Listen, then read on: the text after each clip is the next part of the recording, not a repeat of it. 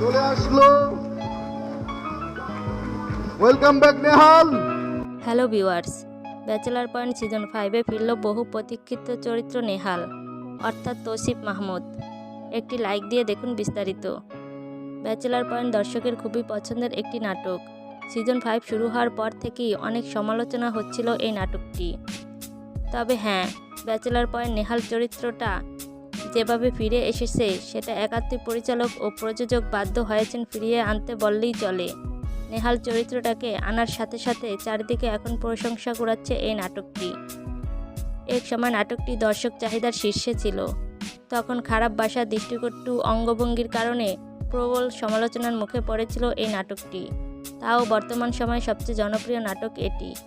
Season 1 এবং 2 নেহাল চরিত্রটি positive role play করেছিল, কিন্তু সিজন 3 এবং সিজন 4 নেহাল চরিত্রটাকে রাখা হয়নি। তখন নেহাল চরিত্রটাকে সবাই প্রচণ্ড মিস করতে লাগে। এই চরিত্রটাকে মানুষ পর্দার থাকার সময় চাইতে যখন ছিল না তখন বেশি ভালোবেসেছে।